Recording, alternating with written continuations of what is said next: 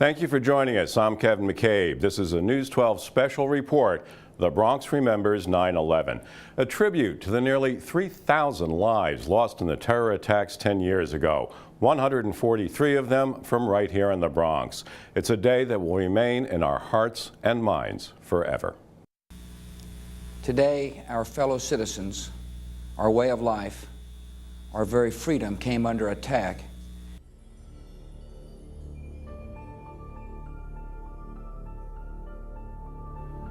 I heard like a roar, and I looked up and I seen the second plane. I could see the numbers underneath. I knew something was wrong, and I went into the building, and then it was just all, whatever you call that word, surreal.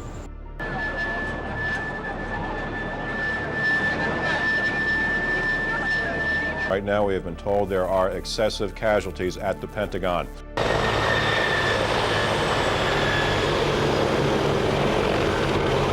When you think of New York and you think of the skyline, you think of the World Trade Centers.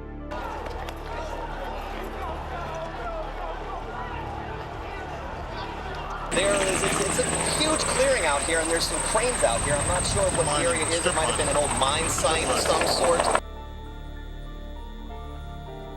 The World Trade Center in New York City is gone.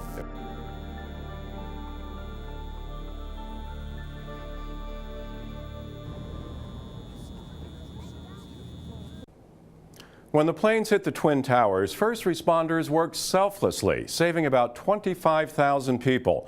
But some of them didn't make it out alive themselves, including Officer John Delara. His brother Dan is one of some 50 twins who lost their siblings in the World Trade Center attacks. 10 years later, Dan is remembering his brother as a true hero who put his life in danger to save others. And as our Ray Raimundi explains, heroism runs through the veins of every member of this Bronx family. My brother performed an extraordinary act of bravery, but he had done that before. He was an emergency policeman. Dan Delara proudly talks about his twin brother John and his extraordinary act of heroism. Dan was part of a 6-member team of the NYPD's emergency service unit here in the Bronx, a team who rushed down to Lower Manhattan on September 11th to help rescue those who were trapped inside the burning towers. John would be one of 3 from his team who didn't make it out alive. We waited for people to come out of the tower. He and his sergeant, Mike Curtin, who he was killed with, waited for people to come out of the building. They got tied up with an overweight aided person. That person got out.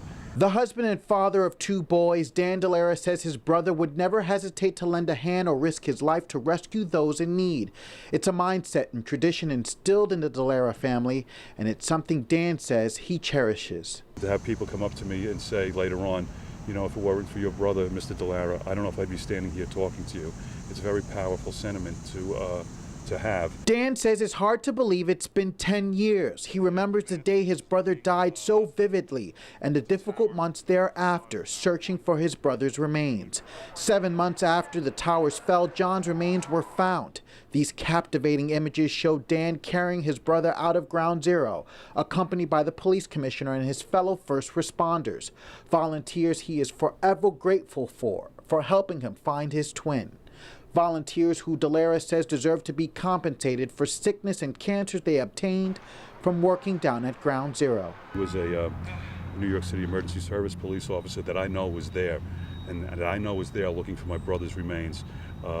Thousands and thousands of man-hours spent to look for those remains, to bring John back, and I know that that man was there. I always bring a flower or something to leave behind. On this sunny day, Dan lays sunflowers at the memorial where his brother is honored, a sense of therapy which helps him cope with his loss. Dan Delara says the memorial here at Jacobi Medical Center, where his brother and other Bronxites who lost their lives on that fateful day are memorialized, is one of his favorite places to be. Not only because it gives him a chance to reflect upon how much his brother was a hero on that fateful day, but it also gives him a chance to reflect upon how much he identifies and admires those other families who lost loved ones on 9/11.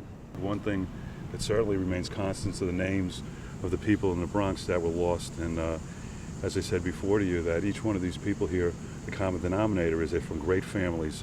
A decade later, Dan says the days get better but don't get any easier. He says he will forever remember the laughter with his brother and his enormous sense of humor. As a twin, it's kind of odd because I'm having conversations with him all the time. And we both end up laughing, and then people look at me and I'm like laughing in the corner by myself. It's what would John say?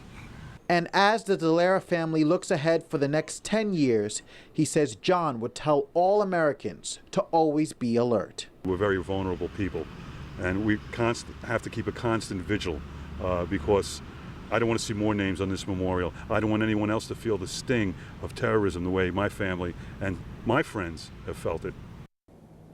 That was Ray Mundy reporting. The Allerton neighborhood lost another local hero that day, firefighter Vincent Princiota. The 39-year-old worked at Ladder Company 7 in Manhattan. He left behind a wife and one-year-old daughter. We're also remembering firefighter Peter Bielfeld of Ladder 42 in the Bronx. He was actually on medical leave when he rushed down to Ground Zero. His father says he took gear from Ladder 10 and left behind his wallet containing this note, saying, "Please hold my stuff, tell my family I love them," knowing he may never return. Peter Bielfeld is among the 417 first responders whose images are etched into the wall of remembrance in Coney Island. The founder strategically grouped the fallen heroes by their precinct, ladder, or engine company to keep the units together and keep their memories alive eternally. As long as you go to Ground Zero, it will always be sad. What we built here is a celebration of their life. This is a place where you come to celebrate them. It's near the ocean, it's beautiful, it's nice. Actually, this memorial brings life, puts a name, literally puts a name to a face, and which is a good thing, that people realize that they're people, they're family. Up next, we remember a Bronx husband and father who overcame obstacles to land a job inside the World Trade Center, a job that would ultimately cost him his life. But first, Bronxites look back on the day they'll never forget. I was actually getting ready to go to my math class, and when the story first broke, it was everything stopped. Pretty much everything around me stopped. When the second one crashed into the other tower, I turned to the woman next to me and I said, "We're at war. We're being attacked." When it happened, people were wondering, are we attacked? Are they going to hit us someplace else? And people were frightened. It was hectic, a lot of people were scared. They was just running around with sun all over their bodies, didn't know what to do, which way to go. It was the most horrible day I'd ever spent. I was so far away from my husband. I was far away from work. I knew that everybody in New York was going to depend on all the healthcare workers, and I wasn't there to help. I lost none of my immediate family or friends, but I'm sure, like all people who are New Yorkers, either by birth or by passion, I felt I very much lost part of who I was that day.